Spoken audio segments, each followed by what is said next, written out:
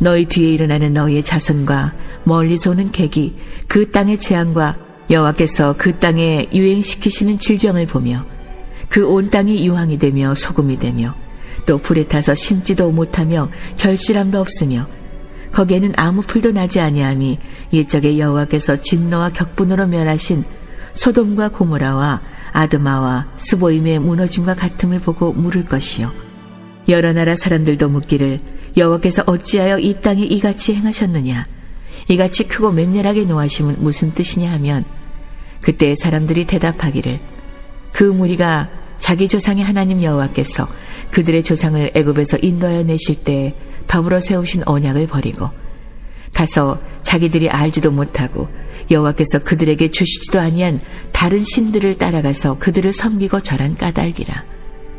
이러므로 여호와께서 이 땅에 진노하사 이 책에 기록된 모든 저주대로 재앙을 내리시고 여호와께서 또 진노와 격분과 크게 통한하심으로 그들을 이 땅에서 뽑아내사 다른 나라에 내던지심이 오늘과 같다 하리라.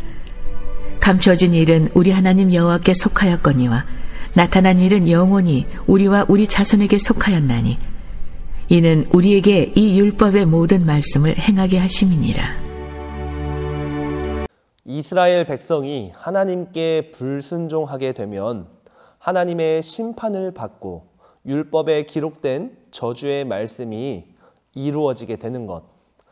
우리는 이 내용에 대해서 지금까지 살펴보았습니다. 오늘 본문에서는 그렇다면 그것이 실제로 이루어지게 된다면 이스라엘이 하나님께 불순종하게 되고 그래서 하나님께서 이스라엘을 심판하셔서 그들이 저주를 받게 된다면 그리고 미래에 그들의 후손들이나 이방인들이 그 결과를 목격하게 된다면 이렇게 질문하게 될 것이다.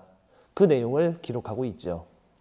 24절 말씀을 보시면 여러 나라 사람들도 묻기를 여호와께서 어찌하여 이 땅에 이같이 행하셨느냐 이같이 크고 맹렬하게 노하심은 무슨 뜻이냐 하면 어떻게 여호와 하나님께서 젖과 꿀이 흐르는 이 가나안 땅을 심판하였는가?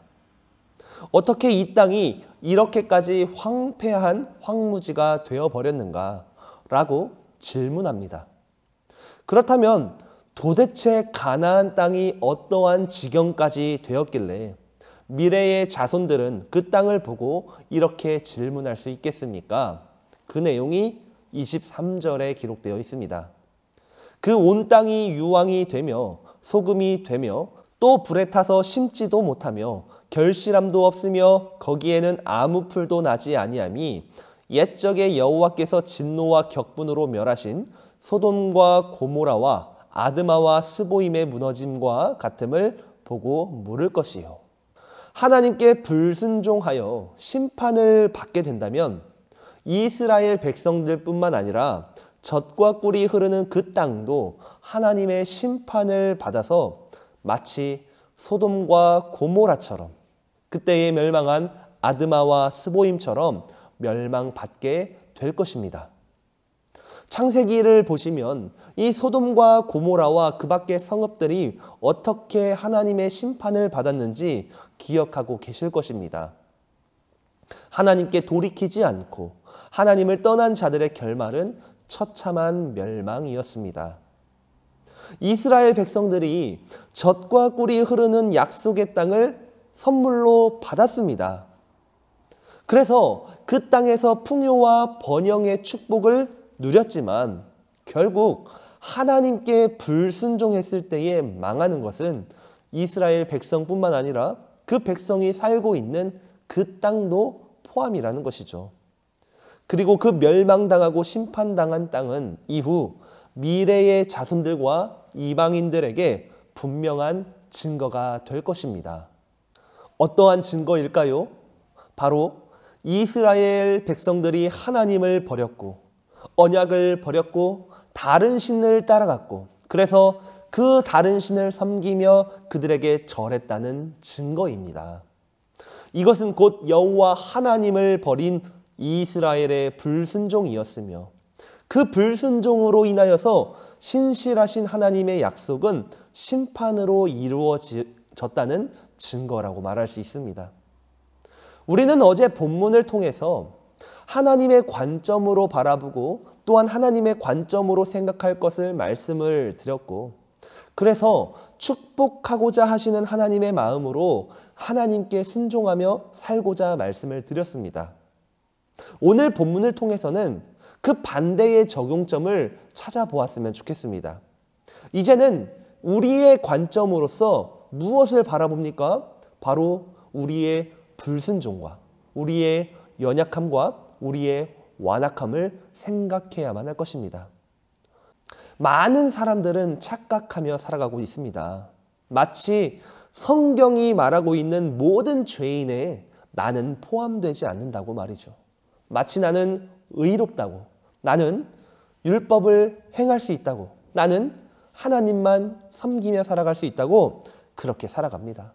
그러나 우리의 관점에서 우리를 객관적으로 바라보게 되면 우리는 은혜 앞에서 실패하고 은혜 앞에서 넘어지며 그렇게 연약한 죄인의 모습일 뿐입니다. 마치 이스라엘 백성처럼 말이죠. 따라서 우리는 은혜 없이는, 은혜 아니면 살아갈 수 없음을 오늘도 지금 이 순간에도 이 말씀 앞에서 고백하면서 다시 한번 주님을 사랑해야 할 것입니다. 과연 저와 여러분들 우리의 모습을 보고 또한 우리의 가정을 보고 우리의 교회를 보고 우리의 모든 것을 보고 이후에 미래의 자손들과 세상 사람들은 어떻게 질문할까요? 우리의 망한 것을 보고 오늘 본문에서 기록된 말씀처럼 질문하기를 원하십니까? 아니면 연약하지만 끝끝내 주님의 언약을 지키며 사랑한 우리의 승리한 모습을 보고 질문하기를 원하십니까? 이 질문을 마음에 품으시면서 오늘도 주님을 더욱 사랑하는 복된 하루가 되기를 간절히 소망합니다. 아멘.